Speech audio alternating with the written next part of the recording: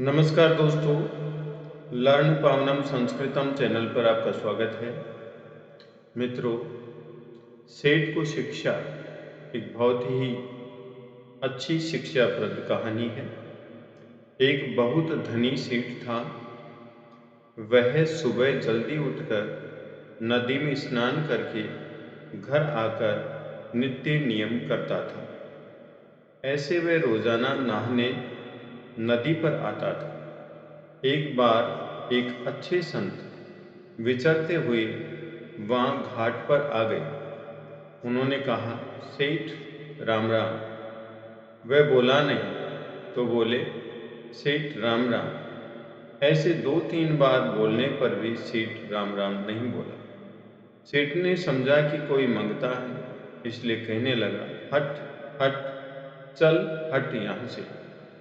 संत ने देखा कि अभिमान बहुत बढ़ गया है, भगवान का नाम भी नहीं लेता।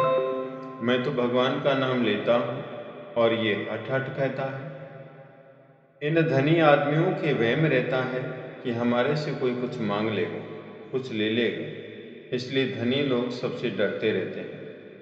वे गरीब से, साधु से, ब्राह्मण से, राज्य से, चोरों से, डाकुओं से डरते हैं।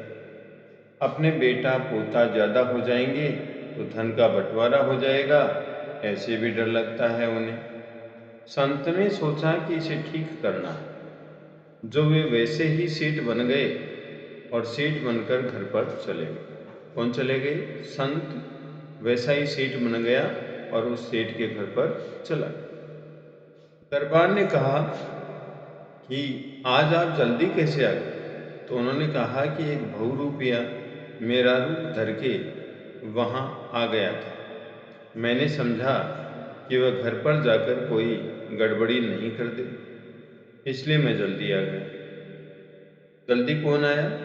सेठ का रूप धारण करने वाला संत वहां पर पहुंच गया। तुम सावधानी रखना, वह आ जाए तो उसे भीतर मत आने देना। सेठ घर पर जैसा नित्य नियम करता था, वैसे ही वह संत सेठ बना हुआ संत भजन पाठ करने लगा। अब वह सेठ सदा की तरह धोती और लोटा लिए आया तो दरबान ने रोक दिया। कहाँ जाते हो? हटो यहाँ से। सेठ बोला, तूने भांग पी ली है क्या? नशा आ गया है क्या? क्या बात है?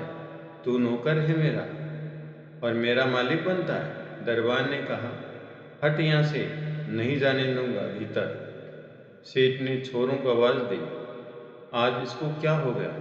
तो उन्होंने कहा, बाहर जाओ, भीतर मत आना। बेटी भी ऐसे ही कहने लगी, जिसको पूछे वे ही धक्का दे। सेठ ने देखा कि क्या तमाशा हुआ भाई, मुझे दरवाजे के भीतर भी नहीं जाने देते हैं। बेचारा इधर उधर घूमने लगा। अब क्या करे? उसकी कहीं चली नहीं तो उसने राज्य में जाकर रिपोर्ट दी कि इस तरह आफत आ गई। वे सेठ राज्य के बड़े मान्य आदमी थे।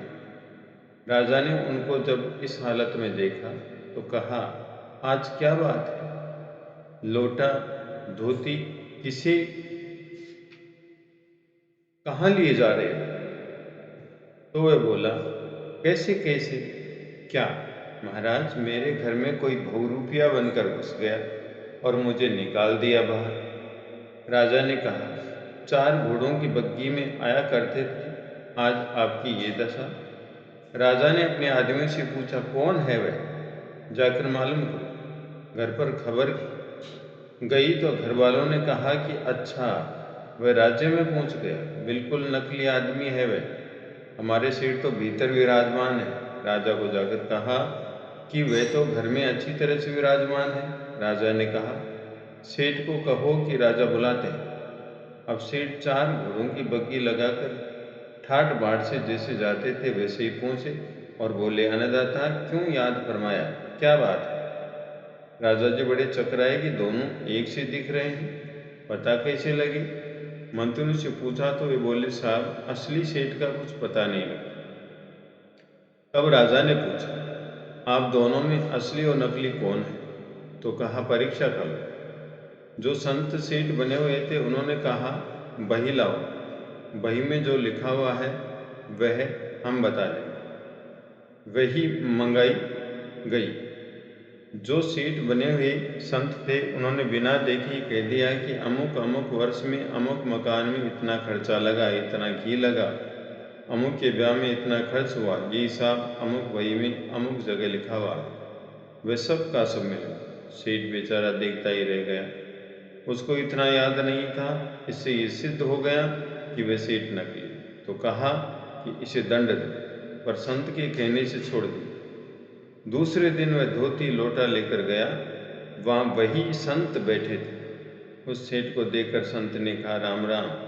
तब उसकी आंख खुली कि ये सब इन संत का चमत्कार है।